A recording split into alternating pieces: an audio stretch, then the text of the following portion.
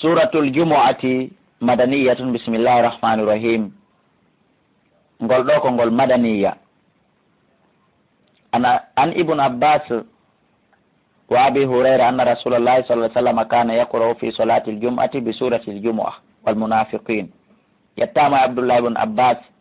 yattama Aba Hurayra kadi wonde ne laaɗo Allah sallallahu alaihi wasallam ɓe laatinoke heɓe juulayno ka julde juma, heɓe juulirayno suratu Jumu'ati ngol e suratul munafiqin. Haray ɗum ko teddungal imamuɓe meɗen ɓen hollali ko farilla yo ɗum waɗe, hollali kadi ko sunnatul muakkada yo ɗum waɗe. Kono haray kala imamuɓe tawɓe ko julnuɓe juma, ko waɗaɓe imamuɓe fi juma, haray ɗum no holli no concerni ɓe hunjo suratu Jumu'a e suratu munafiqun ka gollitirgol oɗo hadise ka ñentingol sunna ne laaɗo meɗen Muhammad sallallahu alaihi wa sallama. Hay say juma ɓe juulirali ɗum, kono awa hara jumaje goo ɓe juuliray ɗum. Yusabbihu lillahi, no subbi hinanade Allah ma fi samawati, dendannagal koni kon ka kammuli, wa ma fil ardi e kon ka leydi. Almaliki, kankoni lamɗon, al-Quddusi laaɓuɗon, al-Azizi tedduɗon, al-Hakimi ñeñuɗon. Yo Allah lammin en, yo Allah laɓɓin en, yo Allah teddin en, yo Allah hokkone hikma makko on. Walladi o kanko Allah woni o ba'atha niluɗo fil ummiyina e ɓe humin binneɓe, bi mana Quraysh Makka, windata janggata ko ɗum wiyete ummi hari nden ñande. Hande na ɓe ummi de, ko kanko ni imminɗo e ɓe rasulan nelaɗo minhum jeyaɗo e maɓɓe, oɗo wiyeteɗo Muhammad bun Abdillah. Yatulu alayhim, himo janggana ɓe ayati ayaji Allah ɗen, o yuzakkihim, himo laɓɓina ɓe, o yuallimuhumul kitaba, himo andina ɓe kadi deftere nde, wal hikmata e sunna o,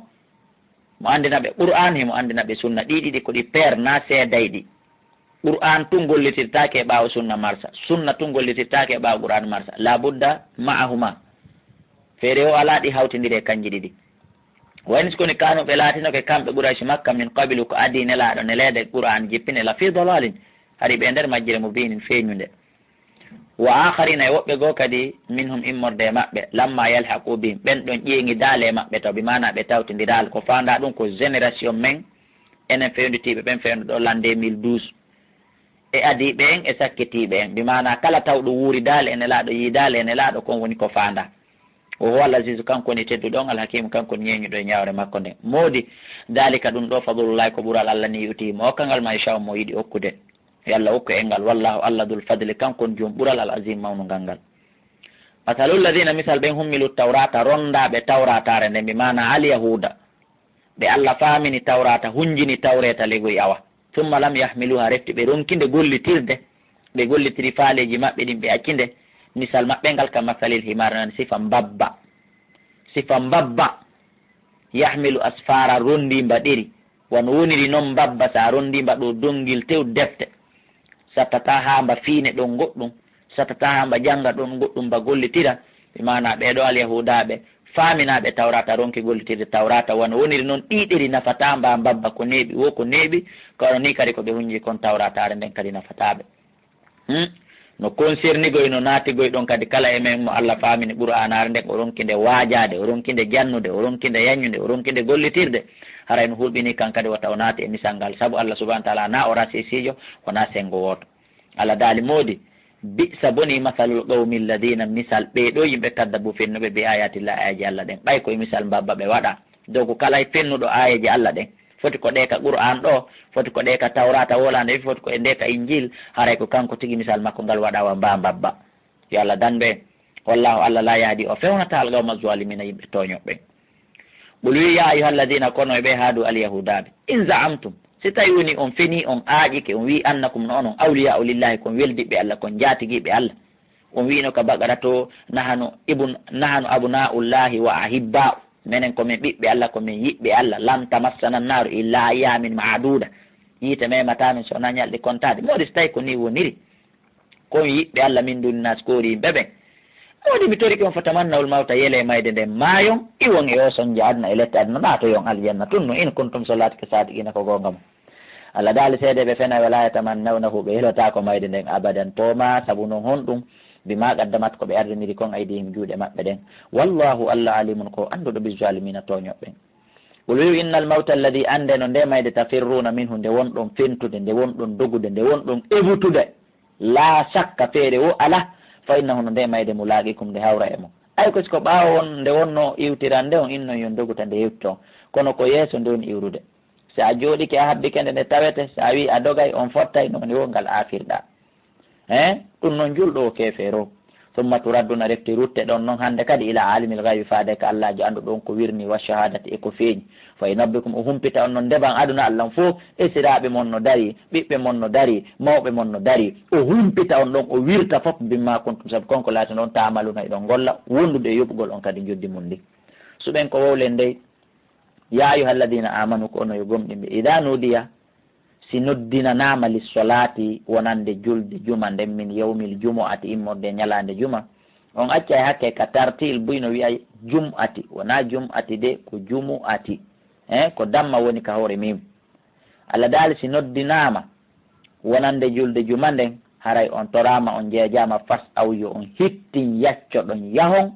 ila dicrillah faade jantagol inde allah nden mbi mana juulugol juma wadarul bay a terto ɗon ngeygu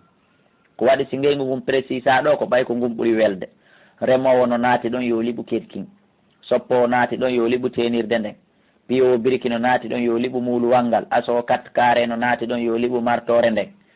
jannowo no naati ɗon yo ñobbu deftere nden yo ñobbu livre on wonɗo e bureau no naati ɗon yo ñobbu kayeji makko ɗin livre ji makko ɗin yo ɗannin ordinateur makko on o ferma bureau on o yalta ko waɗi si précisiraka ngeygu ko ɓay ko ɗum ɓuuri welde ko ɗum ɓurata pooɗude goɗɗo e ittugol mo e diina kam ko ɗum waɗi si allah naɓiri ɗon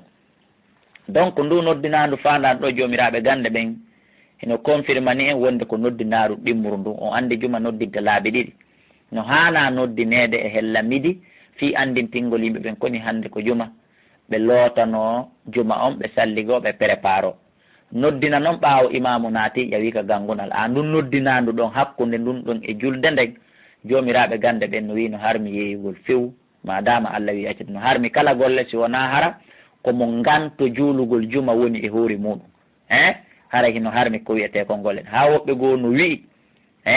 e qissaji selluɗi wonde kala ko yeeya kon hakkude imamu naati noddinandu ɗimmuru ndu noddinama ɗo e imamu salminde kala ko yeeya ɗon woɓɓe goo hino wi desa ko riba yo allah subahana taala on dandu en donc haray koye e noto noddinandu ala daali accutugol mon kala ko jokkuɗon wona ngeygu ngun tun noto noddinandu ndu dalikum ko gergol mon ɗum ɗon gollugol mon ɗum ɗon ko huugol mon ɗum hayru lakum ɓuuri moƴƴande ni kuntum solati ko taalamuna e ɗon andi baraji kon ton kon hande kadi fayda godeti salatu si julde nden gaynama salminama fantashiru saake jinde yalte fil ardi yawon ka leydi toɓi tahu ɗaɓɓoyon min fadlillah immorde ɓuural allah ngal ɗi ɗaɓɓoyon jawdi aduna ɗaɓɓoyon gandal aduna ɗaɓɓoyon jawdi lahara ɗaɓɓoyon gandal lahara dina islam kañum wa awa an nasara ma al yahuda forcé samedi kamɓe ɓe gollata ma forcé dimanche ɓe gollata enen ñalaɗen fof en immoto gollen enen ko tongana ɗen gollugol ko ila ñande juma ila noddinandu ɗimmuru ndun noddina ha imamu salmina si ɗum salminama eɗen yanana yen gollu ha noddinandu ɗimmuru ndun hewta ila ka salmina kadi eɗen yanana gollugol ene wona interdit men wonde en gollata e juma allah daali wadukurullah janto ɗon tun inde allah nden mbi mana ko baaqi attu salihati on faanda ɗon e ɗuɗɗingol juulugol ene laaɗo nden ñande on andi en feƴƴino qissa mum ka suratu ahzab kathiran ko ɗuuɗi laalak no gasa no tofoli wona o malnoyte allah yo en maloye o aya wayritoɗo mo wonɗen natande ɗo ñande go ne laaɗo allah sallallah alih sallam a darino no hutubude ka juulirde e nder koɓe hutuba ɗon kon juulirde nden no heewi tew no ari qissaji ɗiɗi en adda gooto on amma hedditiɗo en noddoye ka numéro téléphone ji wawen humpodirde 67 60 53 09 réseau ji ɗin fof ko numéro ɗon ko kodde ji ɗin yiltedir toon wi'uɗen donc harayɓe e nder koɓe hutubata kon setewol goo ari rondingol marchandise hittuɗo mankuɗo nelaɗo no hutubude ɓayɓe nani girde ngeloɗi ɗin e pocci ɗin no gaara julaɓe wonɓe ɓe nder toon fof muɗum kala muuɓi jawdi mum ndi muuɓi pawle mum ɗen yalti acciti nelaɗon dari no hutubude ɗon yehi kufurgol fi marchandise on fi kulol ɓay marchandise on ko mankuɗo fi wata lanno o heɓali ha heddi ka juulirde yimɓe 12 ko ɗum waɗi ɓe woɓɓe goo dallinori si timmi yimɓe 12 harayno waɗɗiɓe kaɓe juula juma woɓɓe wi la nelaɗo junni yimɓe 12 kono na kamɓe yimɓe 12 woni ko formi juma on koɓe buy formuno juma kono so tawi woni en ɓuy en formi juma yimɓe ɓen sakeke ha heddi ko 12 wonde haray ɗen wawi julde juma on kono en 12 en wawata kereyude juma woɓɓe go wi o 12 on kereya juma ɓay nelaɗo juulidi e ɓeeɗo e donc ko ɗum woni sababu nusuli oɗo aya. Allah noon jippini o aya hande kadi wiɗen ko qissa goto adden qissaji gono toon. Allah daali ha ɓe yoɓe wattan hakkilde wa idha ra'aw si ɓe yii tijaratan yulankaku marchandise mankuɗo awla hawan ma ɗum beleɗe ko welata wonki in faddu yiyaɓe fopp hiɓe sakito yaha ilayha faade ɗum ɗon watara kuka ɓe accama qayman an tuyiɗa dari ka gangunal ɓe mana hiɗa hutubude ɗum hana ɓul haalaɓe ma indallahi baraji wonɗi ɗin ka Allah hayrun ko ɗum ɓuri moƴƴude min Allah widdi ɗen beleɗe ɗe ɓe yalti ɓe yeehi e mum ɗon bi mana ko ɗum ɗon qissa ɗimmo moyen addali on kala hawɗon wa minatti jara e modde julankako on ko ɗum ɗon qissa mo adduɗen on nodday ka numéro ji wallahu Allah khairu rasiqina kanko woni moƴƴo arsikoɓe ɓen. suratul munafiqina madaniyatun kadi bisimillahi rahmani rahim. suratul munafiqina ngolɗo kadi ko suratul munafiquna ngolɗo e suratul tawba dow to ko ɗiɗo ɗiɗi woni ko yewti fi nafiqi ɓen furñiti fi maɓɓe détasi sakasi fi maɓɓe on few. Allah daali bisimillahi rahmani rahim idha ja'aka al munafiqun si tawi woni nafiqiɓe ɓen ko ɗum woni ɓe arima qaalu ananayi ɓe wiya seede ko ɓe nafiqi nashhadu minen min seeditike komin seede innaka na Allah rasulullahi wallahi ko anelaɗo Allah kala ka yiiɗa huuɗo tappo ɗuuɗi andu wona soɓe jokka wallahu tawi noon Allah ya'lamu himo andi innaka no Allah rasuluhu ko anelaɗo makko kono wallahu Allah kadi yashhadu himo seediti kadi innal munafiqina no nafiqi ɓella kadibuna koɓe fenoɓe Allah hino andi ɗum. Allah daali ittahadu ɓe jogitike aymanahum wondoje maɓɓe ɗen junnatan heedode ɓe mana koɓe wondi komɓe inni koɓe julɓe koɓe wondi komɓe inni ɓe gomɗini ɓe waɗi ɗum ɗon heedode hakkunde ma e maɓɓe ɓe mana fiwata piiɓe fiwata warɓe fiwata yaltimɓe e kono fasaddu ɓe sakkike ka tigi tigi an sabilillahi ɓantugo lawdina Allah ka innam no kamɓe sa aboni ma kanu konko ɓe laati yamaluna heɓe golla feññingol islam suuɗa keferankako dalika ko waɗi ɗum ɗon mbi annahum ko sabu no kamɓe amanuɓe gomɗini tumma kafaru refti ɓe yeddi fa tubi an notama joni noon fermama ala qulubihim ka dow ɓerɗe maɓɓe fawm kamɓe laafiɗahuna ɓe famata dina kan aduna hande kadi wa idha ra'aytahum si tawi woni a yiiɓe hakke ko ɓe weeli hunduko ko ɓe wawi ɓornade ha yeɗɗa Allah daali wa idha ra'aytahum so tawi woni a yiiɓe sa yiiɓe yo Muhammadu bi mana ko Abdoullahi bun Ubay bun Salul e ɗimmoɓe muɗumen sa yiiɓe tuujibuka hawnete welete convaincete aju samuhum ɓalli maɓɓe ɗin baadiji maɓɓe ɗin no ɓurni ha moƴƴi kono koko wiyete ko ngari ƙaburu ɓaawo on hino laɓa nder ton hino ñiddi hino ñoli hino luuɓi wayi yaqulu si ɓe wowli konngol e tasmali qawlihim a jentoto konnguɗi maɓɓe ɗin hakke ko ɗi laɓa ko ɗi feewi ko ɗi yuɓɓi kono ngari ɓalli maɓɓe ɗin e ngari yewtereji maɓɓe ɗin ɗa andi misal mum no wayi ka annam asi kayɓe hushubun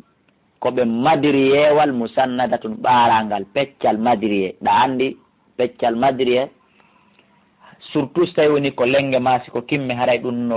seeka ha moƴƴi hino wujji berɓaari hino laɓa kono wano woniri noon ngal madiriyewal ko ngal neeɓi ɗon sa ƴettali ngal moƴƴinɗa ngal danki ma julle ma baafe ma goɗɗum ngo ngal nafatama ko ya ar ndara tun ko ngari kinko ɗon hatti ko ya ndaro haron ka yaha ngal wata moƴƴinande hoore maggal nafoore aw ko ni Allah waɗiri misal maɓɓe kamɓe naafiqiɓe ɓen wonde manna ko ni ɓe wayi mi mana ko ni ɓiw ko ni ɓe moƴƴiri iwata e maɓɓe mi mana hellaka islam ara tawa julɓe ɓen ko ɗum Allah fandi ka annama sikkaɓe hushubun e ko ɓe peccal leggal bi mana ko ɓe madiri yewal musannadatun ɓarangal yahsabuna hiɓe sikka kulla sayhatin kala hito alayhim koye hoore maɓɓe kala aya qur'an jippiɗo ɓe sikkay ɗum ɗo kadi koye hoore maɓɓe jippi koye contre maɓɓe jippi kala yimɓe ɗiɗo ɓe yiino yewta ɓe sikkay koye hoore maɓɓe Allah daali awami yeetoma noon humul adu ko ɓen tigi woni ayɓe ma ɓen ayɓe dina kam fahdarhum reeno e maɓɓe qatalahumullahu Allah huuɗiɓe anna yufakuna kono ɓe pottintinira e famugol gonga kam wa idha qila lahum si ɓe yetama ta'ala are koni yastaghfir lakum rasulullahi nelaɗo Allah on torano on yaafuye o insinano on ka Allah lawaw ɓe dimbay ru'usam ko e maɓɓe ɗen ɓe liƴƴay ko e maɓɓe ɗen ɓe winno wara aytoam kono a yeeɓe yasudduna hiɓe sakko hiɓe ɗurno e yarugol waɗa ko ɓe wi'a ko wamta kamɓe mustakbiruna hiɓe mawnitini e waɗugol ɗum ɓeeɗo sawa on hino fotatere alayhim e dow maɓɓe astahfarta lam toraniɗaɓe Allah yaafu yewo insinaniɗaɓe o am lam tastahfir lam a insinanaki ɓe o lan yahfira lahum Allah ay on yaafota ko ɓe few o andi ko ni ardi kadi ka suratu tawba to in istahfir lahum aw la tastahfir lahum wala in tastahfir lahum 70 maratan la yahfir Allahu lahum o andi ko ni Allah subhanahu wa ta'ala addiri ka tawba inna allaha sabu noon no Allah la yahdi o fewnata al qawmal fasiqina ko ɗum woni yimɓe fasiqiɓe yaltuɓe ɓen e ɗoftare. Si tawi woni ɗum feƴƴi Allah daali wa humul ladina ko ɓen woni ɓen yaquluna hiɓe wiya mi mana ɓen nafiqiɓe Abdullah ibn Ubay ibn Salul. humul ladina ko ɓen yaquluna ɓen wiya la tunfiqu wata on dépense dey wata on sakko wata on finance ala man inda rasulillahi ɗo ɓen wonɓe ka nelaɗo miskinaɓe wonɓe ɓen jungo nelaɗo wono Bilal ibn Rabah en Suhayb Rumi e ko nandata ɗum wata on okkorɓe hay hunde ila hande. Abdullah ibn Ubay dari waɗi oɗo décret e jungo ɗimmoɓe makko nafiqiɓe ɓen Madina wata on dépense ɓe hande kadi hatta yan faddu ha ɓe sakoɓe iwa takko Muhammadu few ɓe ara ɓe tawta e Allah daali si tawi woni ɓe wi ɓe ɓonday kumɓe mari kumɓe añanta gore nden ko kamɓe tardi walillahi ko Allah wodani ko Allah jeeyi khaza'inu samawati ngaluji kon ko kammuli wal ardu e ka leydi hiɓe ɗawa ɓeya Allah ino dibboloka e nder ko faala okkora ɓeya mo Allah okkori no ɓuuri mo goɗɗo okkori walakin al munafiqina so koni tun nafiqi ɓen la yafqahuna ɓe faama ɗum hiɓe sikka kamɓe ko ɓe jogui kon moɓe okkori wo heeɓi moɓe fanni wo faɗi yaquluna hiɓe wiya kadi la in raja'ana wallahi se ruttike e ngaal ilal madinati faade Madina ɗum hari ɓe yiwde jihadi la yukhrijanna al a'azzu wallahi tedduɓe ɓen yaltinayi min ha ko ɗum woni Madina ɗon al adallu hoyɓe ɓen la yukhrijanna al a'azzu tedduɓe ɓen yaltinayi min ha Madina al adalla hoyɓe ɓen ko fandi tedduɓe ɓen ko kamɓe dorisi Madina bi mana ko kamɓe ansariyankoɓe ɓen ko woni hoyɓe ɓen bi mana ko muhajirina en ferɓe yi Makka ari Madina ɓen ko ɗum ko fandi e nde wonde hewtutuɗen ɗum ko ɓaawo muskila hun yani hakkundeji maɓɓe ka jihadi ton kanko Abdullah ibn Ubay o wolingol konngol en feƴƴino qissa mum ka yanña ka suratu tawba to ko ɗum hatta adden qissa on ɗo ɓa ko filtagol kala tawnoɗo hawrale qissa on ton yo noddu ka numéro ji ɗi jonnuɗen 68 60 53 09 Allah dal ko kamɓe tardi teddungal awa na kamɓe woni tedduɓe so tawi tedduɗo yaltina hoyɗo awa haray na kamɓe yaltinta goɗɗo saabu na kamɓe woni tedduɓe na kamɓe jogui teddungal kombo jogui teddungal walillahi l izzatu wa li rasulihi wa lil mu'minin ko jeeyi teddungal ko Allah e nelaɗo makko e gomɓe ɓen donc a haray ko ɓeɗo yaltinta ɓe ko ɓeɗo awa ko Allah e nelaɗon e gomɓe ɓen a ko ɓeɗo jogui teddungal a ko ɓeɗo yaltinta nafiqi ɓen awaligo walakinna al munafiqina sikon tun nafiqi ɓen la ya'lamuna ɓe anda Allah daali ya ayyuha alladhina amanu kono yo gomɗinɓe koni mi toriki on mi jeeji on ɓaamiɗo yiɗi on hiɗon yurmalan hiɗon welalan la tulhikum wata sohlin on amwalukum ɗe jawle mon wala awladukum wona ɗe ɓe ɓiɓɓe mon wata on hilnu e ɗi wata ɗi sakko on wata ɗi torompo on an dicrillah e jantagol inde Allah nde ɓeygure ma nden e jawle maɗen wata hilno ɗum ha waɓutu feƴƴire wata hilno ɗum ha suumaye feƴƴire wata hilno ɗum ha ronka jantade inde Allah nde so wona ɗum haray a borrama haray a hawki kanŋe a hocci koccu a hawki kanŋe a jogike kaaƴe ɗum noon ngunjulankaku me en ɗe jawle me en hiɗen andi ha ka ɗum ɗo sakki en e dina kan ɓeygure men nden hiɗen andi ha ka ɗum sakki en e dina men kan watten yiili nanen o wasiye ɗo e lawade wa man yaf'al dhalika kala huuɗo ɗum fa ulaika humul khasiruna haray ko ɓen ɗo woni perduɓe ɓen wa anfiqu dépense itte sadaka mimma razaqnakum yoɓa e konko men arsiki on koni min qabli ko adi an ya'tiya ahadakumul mawtu mayde nden arde tawa goɗɗo e moɗon ɗo e malakal mawtu arde tawa goɗɗo e mon fi wargol mo tawa o ittali noon sadaka himo marnole ko ittira sadaka fa yaqula o daro o innano he rabbi joomi jakami ittali sadaka miɗo duwali ittude sadaka lawla akhartani hanno nettinanalan ila ajalin qaribin ha ila jal ɓurgal ɓattade mi mana hanno accanalan ha janggo harami ma yaali ha janggo ma nettinanalan ha kikiɗe so tawi mayde nden ko bimbi ardi ma ñalor ma mi nettinanalan ha bimbi so tawi mayde nden ko kikiɗe ardi nettinana ndo ha e lajal ɓurgal ɓattade on sayi noon fa asoddaga mi ittay sadaka duubul ko ɗum woni fa asoddaga on yikkidde ɗiɗi no ari ka hoore soadu e ka hoore dad mi mana e ka hoore dal mi mana mi ittay sadaka duubul mone komi ittali kom mi ittay ittere mone ɗum ɗon wa kono mi laato no soali jiyaɓe moƴƴoy Allah daali tawa noon hande kadi o service mo o landi ɗo wonali hino waɗe hay niya ko jogui kon wonali hino yoɓe ɓay laawike ko ɓaw yi mayde nden addi so wuuli tawi walan yuakhira Allahu Allah nettinanta nafsan wonki ida jaa si ari ajaluha al ajal makki on koki faala noon wadde moƴƴiri wo ma koki faala accude bone wo ma koki faala wadde bone wo ma koki faala accude moƴƴiri wo sila janggal ari Allah nettinantaki musidɓe julɓe Allah laaɓani e reedu poy itten jawle men ɗen sadaka financen diina kan e yimɓe diina kan ɗo e nde e mayde arde. Si mayde nden ari hay heɓuɗa feere ittugol sadaka feno ɗon jaɓatake wona fere ma e honno a wata wiide e mayde nde yilto fendo ɗon fiya ittu sadaka. kala moƴƴere nde a huwa ala malakal mawti hewti laawike. kala bone mo a accali a jooɗike e satagol e haamugol ko a anda hende tuma sintata ha ko arata simi acca haami waɗa ɗum ɗo simi acca ha malakal mawti tawdima e bone on haray ɗum ɗon kadi laawike. joni noon ka jooɗi ɗen ɗo ma ka dari ɗen ɗo ka wonɗen jentade oɗo tafsir musidɓe julɓe hittinen accen kala ko en faalaka maydude e mum accen ɗum ka jooɗi ɗen ɗo. kala ko en faala ɗen waɗude immo ɗen waɗen ɗum ka jooɗi ɗen ɗo haray ko ɗum to niɓa e andande malakal mawto arata. wallahu allah habirum ko humpitiɗo bima ta'amaluna ko wonɗo gollude komi torki allah nde no malakal mawto ara yo taw hara kala moƴƴire nde duwa ɗen wadde en waɗi yo taw ka hara kala bone mo jokko ɗen yo taw hara en accitim toraniki en allah ɗum. suratu taghabun nde simore ɗo kadi nde kadi ko innitirande fi ko wiyete kon dargal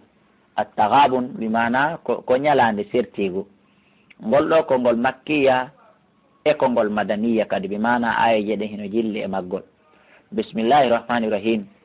yusabbihu lillahi subbu hinaniki allah ma fi samati konkon ka kammuli wa ma fil ardi konkon ka leydi lahul mulku ko allah waɗani laamu ngun allah ittu ka laamu ma okkoramen laamu ma ngol lamminamen ya hayyu ya gayyumu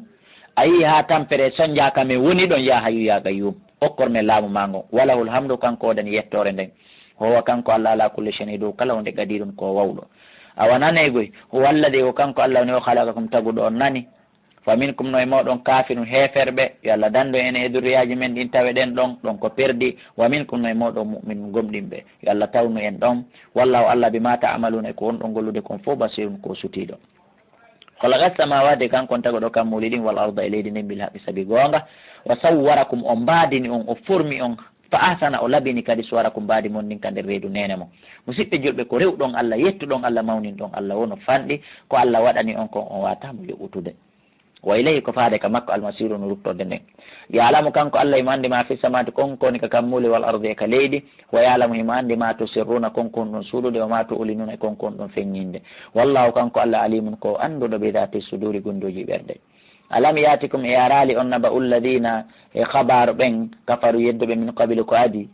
e awa min yeeto on nani fi yon joƴu e maɓɓe ɓen yedduɓe ko adi fa daquɓe dekkino wa bala amrihim bonɗum fiyake maɓɓe ɗen golle maɓɓe bonɗe ɗen walam nawdani ɓe adabu lette alimun musuɗe joƴe e maɓɓe yandi watan heɓu sifa ko ɓe heeɓi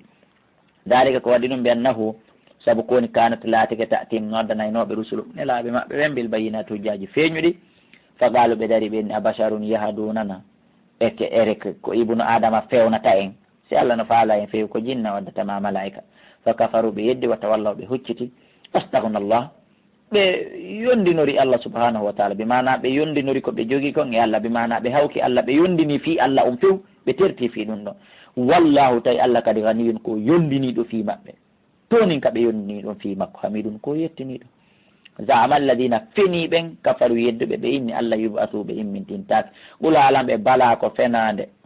wo rabbi mi wondiri joomi allah tubatunna on immintinte ha gayna summa latunabba unna refti humpite ɗon mbima amilton saabu konko laatino ɗon ɗon golla kaduna wa dhalika wuri waɗugol ɗum alallahi kala yasirum kone wani ɗum mo metta fin wani mo wakkum bonjour faminu billahi so jaaɓi gomɗini allah musidɓe an julɓe so jaaɓi gomɗini allah wa rasuli e nelaɗo makko o wannuri e o annora bimana nde alqur'anare alladi nde anzalna nde min jippini gomɗini ɗi wallahu allah bima ta'malun kun ɗo gollude kon fof habirum ko humpitiɗo hunde o majjaka na fi de ɓaamo fanki ma ɓa o nanguitirale fo himo andi yawma yajma'ukum ñande o muɓidiɗo en li yawmil jami e ñalande muɓodiral ɗum ko ñalande dargal dalika yawmu taghabun a ko nden ñalande woni ñalande sertigo bimana ɗum ɗon kadi e ɗum ɗon kadi ko inde ñalande dargal dalika yawmu taghabun ko nden ñalande woni ñalande sertigo yawmul jam'i yawmul hashri yawmul qiyama yawmu taghabun fumu ɗum ko inde bimana e ñalaɗe dargal